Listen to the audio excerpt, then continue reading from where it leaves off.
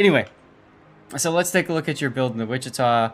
You've got main armaments, engine room protection, main battery mod for switching, turret, traverse, whatever, rudder time, concealment. All right.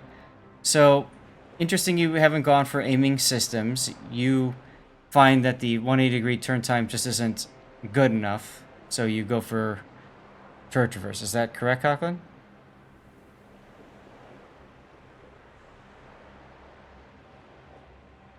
Yeah, well, it's I tend to think, okay, if I like to maneuver, I like my turrets to keep up.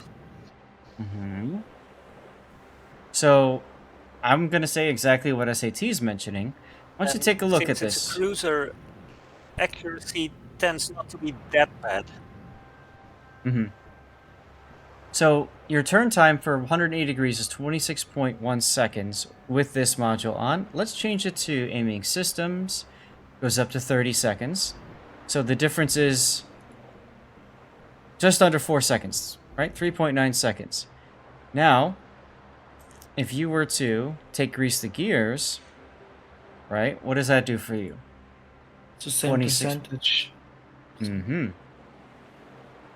So, what I'm trying to mention, what I'm trying to illustrate here is you can take a captain skill, a 1-point captain skill for that matter, and have the same effect and have the increased accuracy that comes out of aiming systems.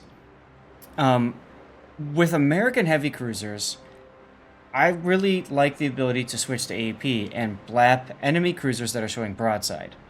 Aiming systems helps me get more blappy blap on those broadside cruisers. So that's how I would have done it personally. I don't.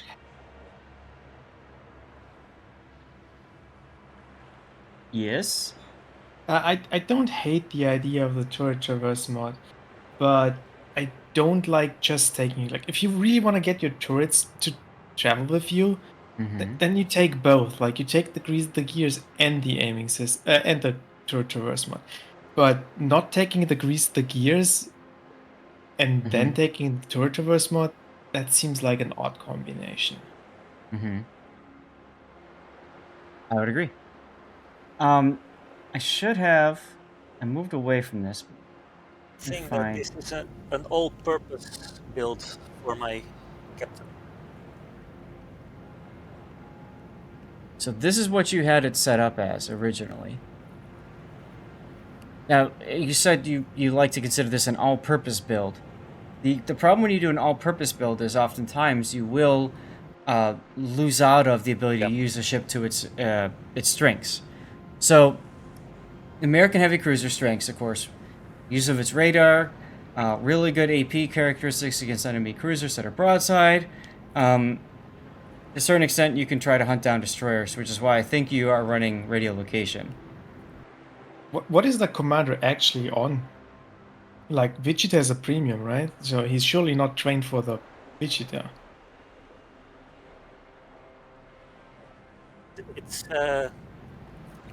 It's Halsey, and his standard ship is the Iowa.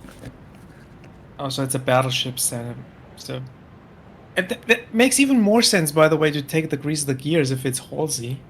Well, you got to remember if the Halsey, if he's got Halsey on a battleship as his primary, it means he, like, the skills are completely different for the cruiser, right? Like, yeah, I know. Commander rework, so he can do whatever he wants.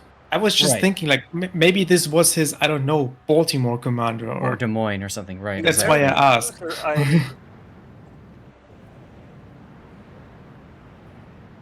Go ahead, Conklin. The American cruiser I have this captain on the most often is actually the Marblehead. Okay, so that this makes sense on a Marblehead. This is, yeah, okay, sure.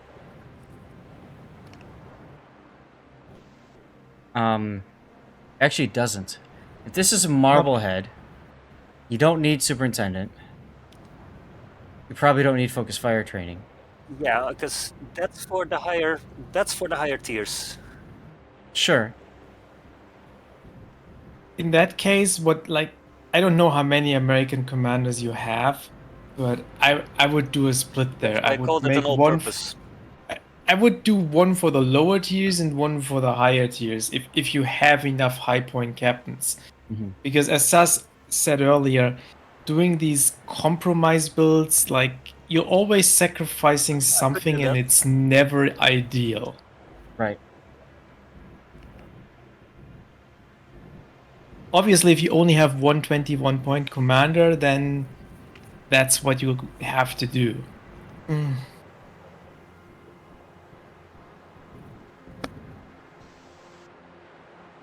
Okay. Well, let's continue on. Coughlin, this is probably what I would, if I was using Halsey mainly in Tier 5 American Premium Cruiser, this is probably where I'd put him. And then, you know, this will still help the Wichita immensely. I think it'll help it more than having an extra ship consumable and having, you know, better anti-air. It comes down to personal preference, of course. So let's move on. You've got no signals. So let's see. And that's a good point. That's a good point, SAT.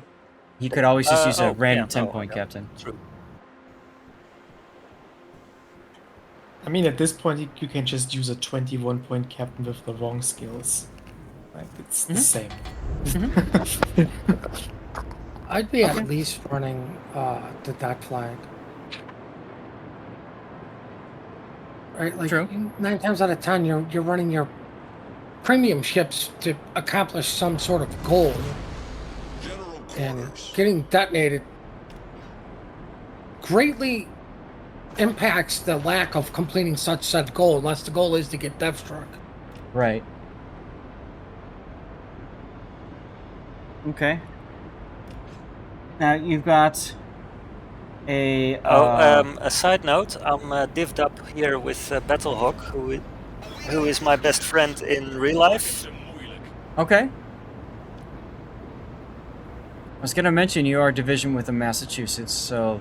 And we're on Skype here, so we're chatting without this delay. Okay.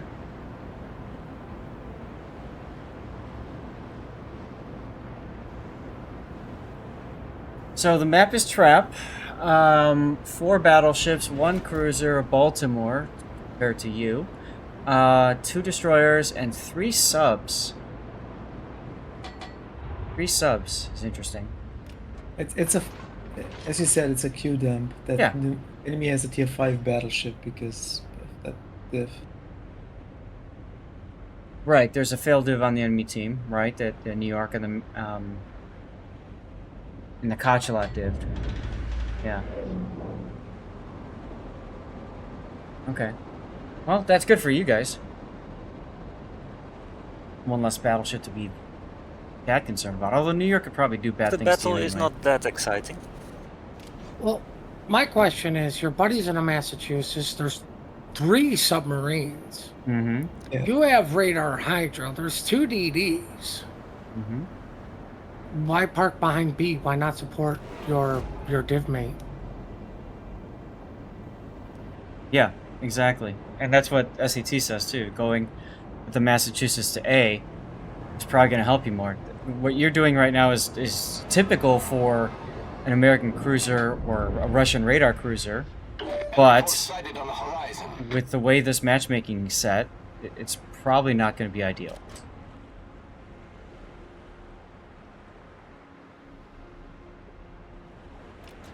Thing is, I was thinking here, okay, hang on, should I go to A? And then I noticed that our Erland is actually here. Here's the thing, though. Like, what commonly happens at B is both DDs just hide behind the other island. So I decided if Wait. our Erland needs me, But my thing is, if you were solo, I would agree with this. But you're divvied up, you're in voice comms with the mass, and you guys can focus something down. Mm-hmm.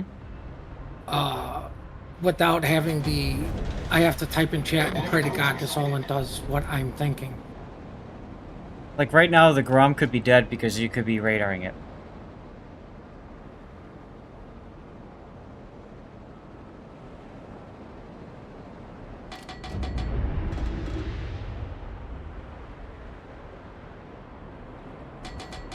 Especially now, you should leave because like the Oland already got the cap. Like, there's no point just staying here now. Mhm.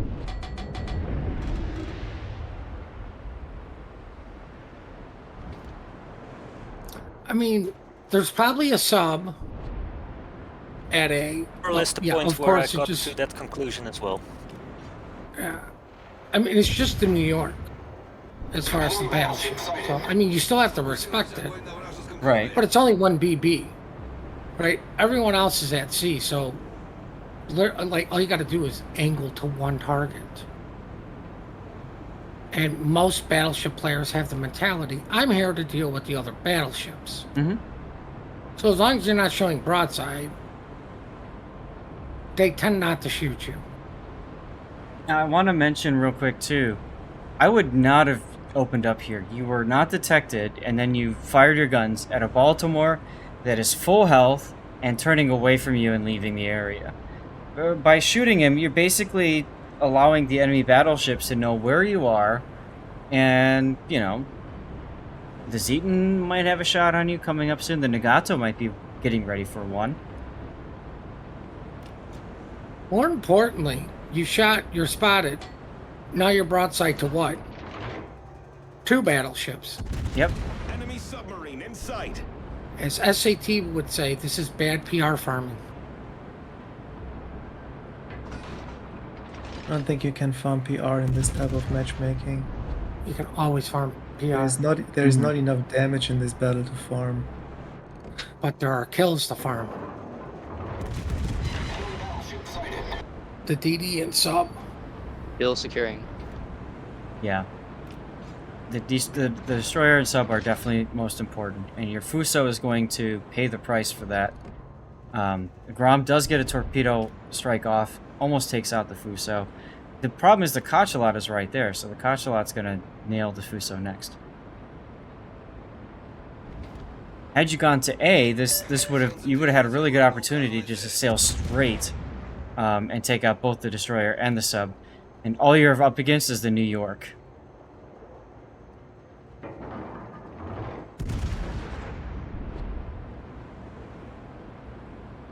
I would stop shooting the sub. You can see he's going under. Your shells take a week and a half to get there.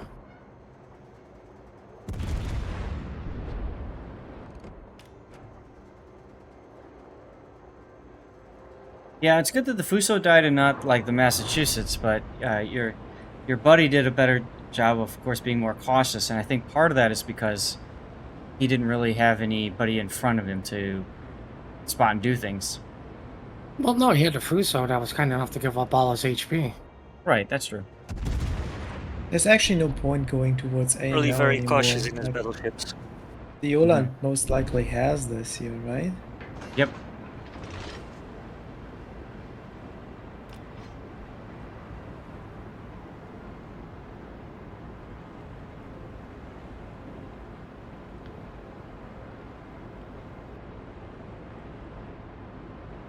You do have an interesting decision now to make. Where do you set up for these ships that are inevitably coming over from the sea cap? So, yeah, similar to the last game, right? Like, you know they're going to come to A. Or, sorry, to B, to the middle. Setting up actually- in B can be dangerous, but setting up outside is the safer option. Yes. I was in like the Irish guy in Braveheart. If that island is Ireland. Okay. I mean, I would definitely park up behind this island that you're at now, like, because they're gonna have to send somebody on both sides of the islands while your guys comes up instead of just on this side of the island that you're out now. I would make my turn, yeah, and set up there. Right.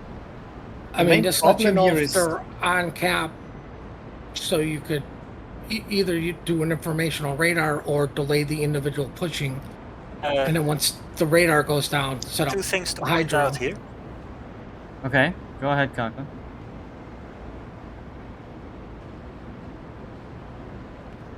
So firstly, there is this cyclone coming up, Right. And That's then gonna there's help. somebody gonna say in our chat like, "Careful, guys, we haven't won yet." But that's okay.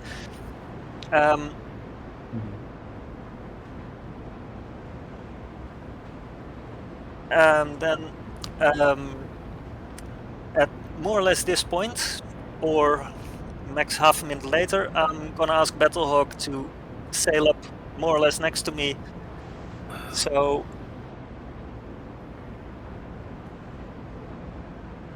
because I was wondering what the enemy Benson was going to do. I had him on RPF at this point.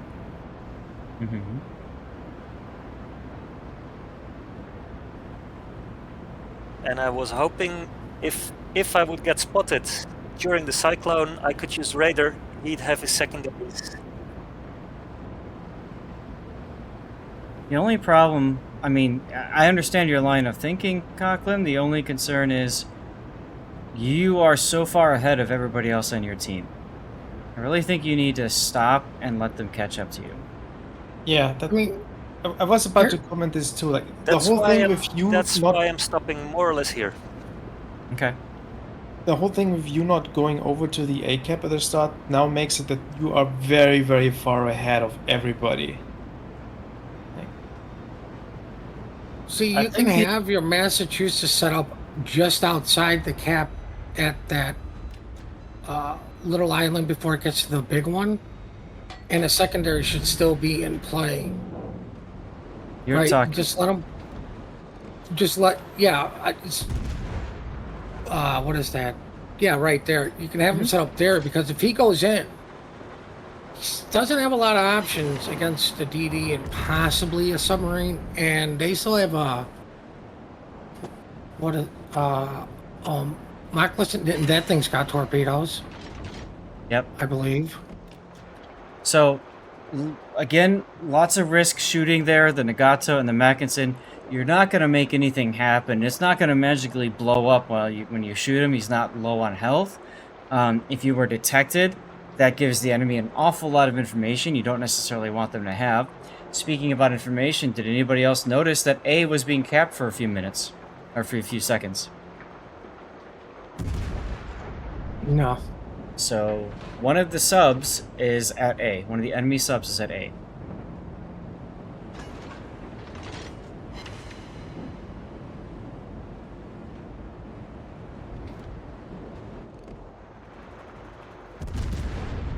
I would definitely be pinging the minimap where your RPF is at. Because the Benson's last known is kind of in front of you, and now RPF is all of a sudden to the left of you. Yep. Also, your shooting just got your detected. Now you've got 2 people targeting you. Or That's kind of a risk-reward thing. I mean, a cyclone's coming down.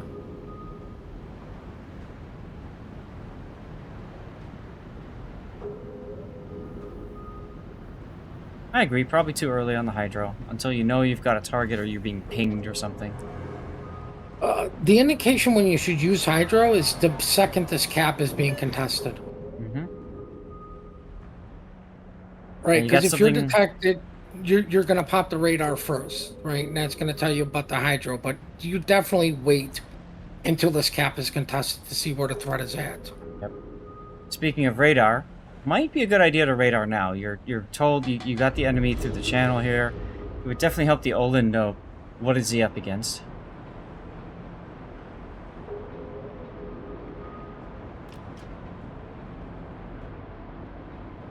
And the radar would actually help you see the Benson. You could be shooting him right now.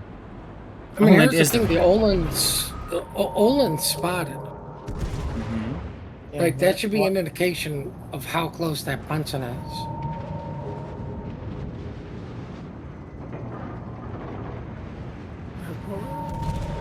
in this case, I decided to radar when the Benson used the smoke. Right. If you're going to do that, you have to delay your radar by a couple of seconds to get him comfortable in that smoke, not still moving. Why Because are the we second pushing you get forward radar, here? they're just going out. Right. If you hold on, hold your thought a sec, Grunty. Hold on. One thing at a time. If you radar as soon or as that Benson is smoking, then the Benson's just going to move forward and out, and that's exactly what he did. What Putin is saying is wait for the Benson to stop and start reversing. You have to add about 10 to 20 seconds of time before you radar. Then you radar, you catch him while he's backing up. You have much more time to shoot him then. Okay, now, Grunty, your question. Why are we pushing this? This is... Go ahead, Coughlin. Why are you pushing here? Why are you shoving through this channel?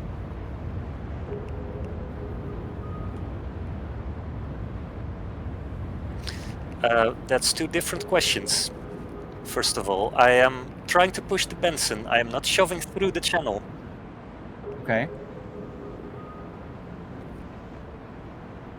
I do want to point out, if you have your mass on the outside of this island, where, like, set up at the G6, these guys pushing in, now the Massachusetts, you know, obviously when all this is going on, he can come up. These guys now are going to be showing the Massachusetts broadside instead of literally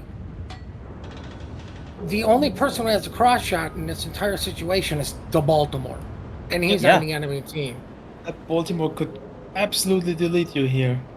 It That's just right. needs to pop his radar and shoot AP at your broadside. Right. The other thing is, you've got two battleships. You're not going to do anything to these guys. So, chasing after a Benson means you have to go through two battleships while also broadside to the Baltimore. I mean, he still has an out here. He can quickly turn to use the island as cover. Mm-hmm. And that's what he's doing, at least. So he's turning behind the battleships, or behind the island. Yeah, but now, like, all the advantage of defending the VCAP is I was now also gone. noticing the because Baltimore here, I think. I mean, now A's getting capped, so you guys got to deal with something quickly before the sub now becomes the third person who now has everybody's side. And because you had hydroed so early, before, now you didn't see the Nagato coming when you really needed to know where he was. Problem solved, sir. But it looked like he had HE loaded or something.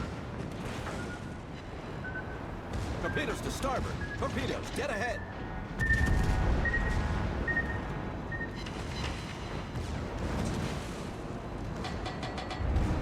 You know, I will say I wish just one thing that they would change is sub-spotting torps when they're at 30 or lower meters.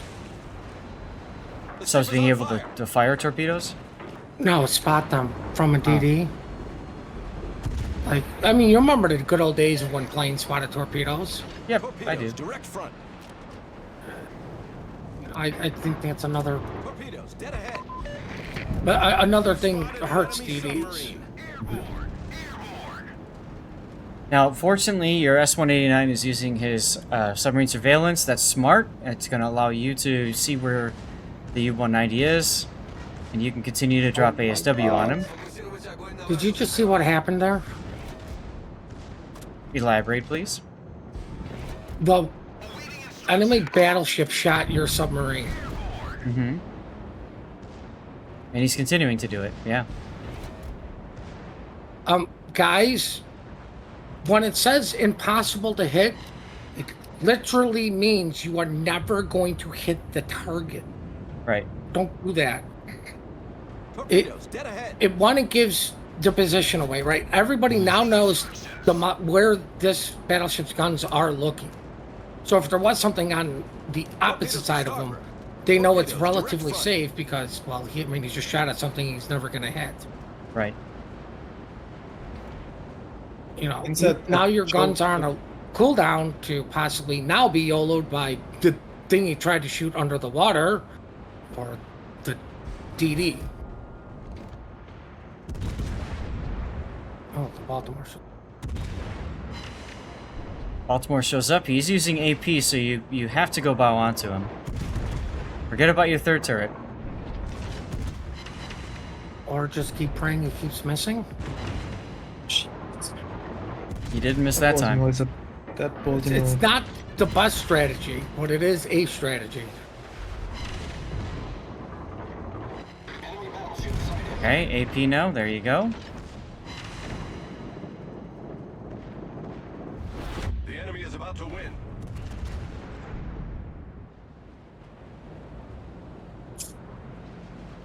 Well, You should stop reversing because you're soon gonna give, or you turn that way to not get the battleship give you shots.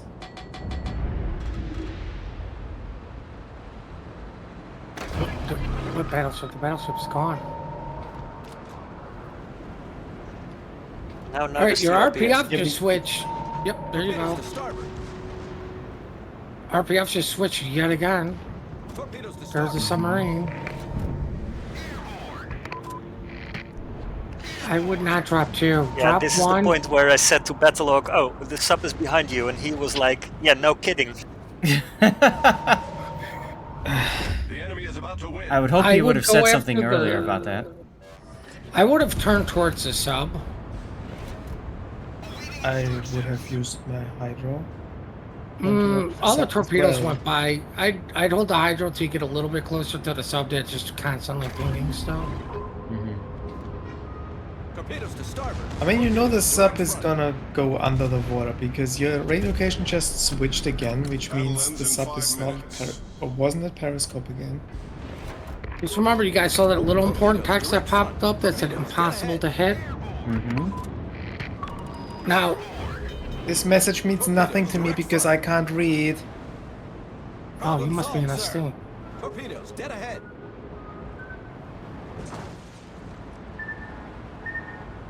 I guess it's got relatively quick planes come back. I would drop one and just have a delay. Right, because now you gotta wait 20 seconds. And if you actually catch this guy, you're still gonna be sitting there waiting. And you're gonna be very vulnerable, especially low HP.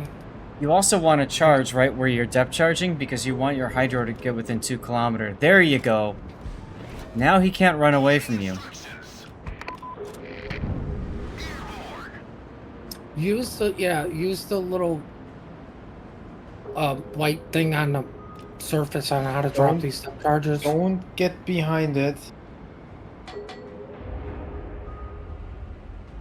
Why not? Because Rear the U-190 torpedoes? has a rear torp.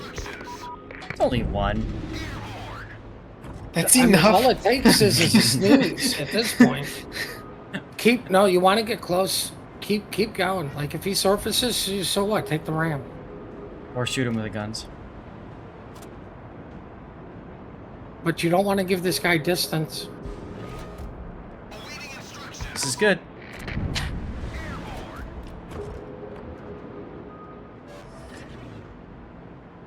And he should be dead here. Look at the score. Enemy submarine sunk. That kill completely flipped the game. Now you can go to A. Yes, honey, I know. Thank you. My wife is reminding me I have a doctor's appointment. It was nice of her. We'll do this so you can just end and go. Alright, thank you, Puddin'. So this was a crazy game. A lot of yeah. I don't know what I can title this as, but this is a yeah. Bad positioning. Like that's what stuck out in my mind. Position. Got it. I mean, yeah, you don't have to Right, include the. I don't play these cruisers that much. Yeah, Well, that's I okay, think we Cochran. got- I think mean, we that's got perfectly quite fine. lucky in this game. But sometimes you need to be lucky. Yep. So yeah, you know you don't play cruisers that much, or this type of cruiser much. That's fine. I mean, that's why you sent in the replay, Cochran. You had a good game. You had fun. You wanted us to send this in, and that's what we're doing. We're giving you feedback, right?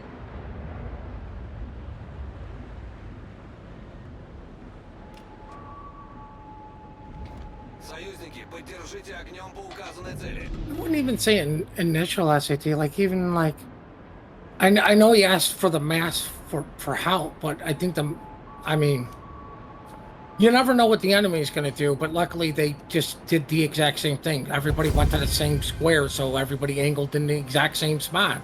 Mm-hmm.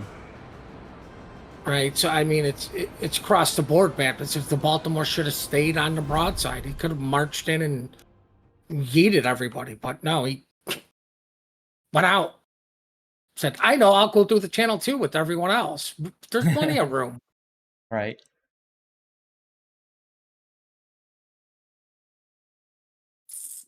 I think what's here, like, you see that sub that spawned at A immediately leaving the A cap. That's something when I look at it, yeah, I don't really want to go to the A cap when the stealthy submarine that is there already leaves it. So I can kind of understand not wanting to go there.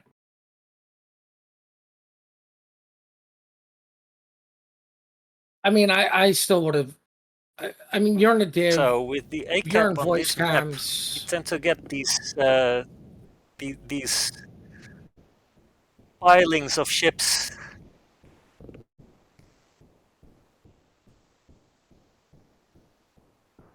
Cochran, can you repeat that? I know there's a bit of a delay.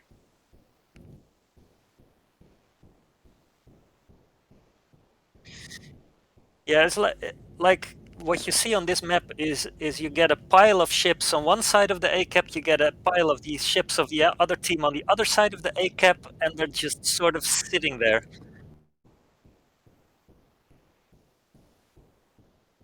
I agree that is common. But you have to remember, you're actually down 2 less ships.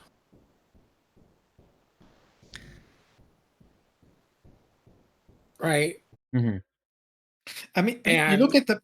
Sorry. The 2 battleships that spawn mid going to C, it gives you an indication that A is going to be the weak side for the enemy. But more importantly, I get what you're saying, but your div mate, who you're in voice comms with, is coming down there. Mm-hmm. And you are both top tier. You can just brute force your way through.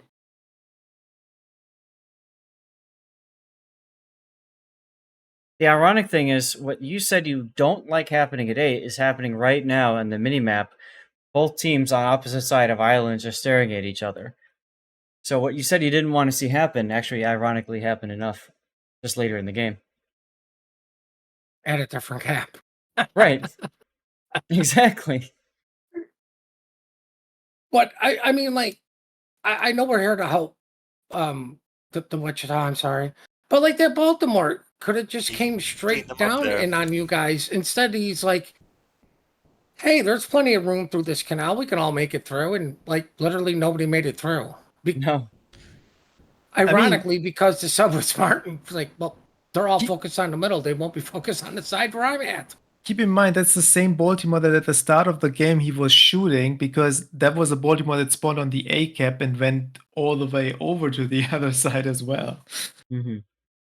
I can't blame the Baltimore for this maneuver, for that. Like, you have New York. Once New York's dead, who's everybody going to shoot? Well, you, because the DD and subs are more likely not going to be spotted. Right, I would almost leave to New York too. Right, like I'm not counting on a random player to actually know how to kite properly while tanking 2 battleships, dealing with the sub and a DD. Like, it's not an easy thing to do. Yeah. Totally agree. It's just another indicator that your team is probably gonna be strong on the A cap when one of the top tier cruisers you see relatively early is leaving that side. I mean, the funny thing is, what actually won A for you was a Fuso who just said, hold my beer, I got this. Right? Exactly. And just went straight in. Sometimes that's what it takes, and sometimes you have to be that idiot. Yeah, fair enough. But that's literally what won A, because the sub and DD died because the Fuso said, I got this. Yep. So, I do have to cut this kind of short here. I got to get out of here, but Coughlin, I do appreciate you sending in the replay. I hope we gave you some really good feedback that you can use and, just think through, for the next time you play.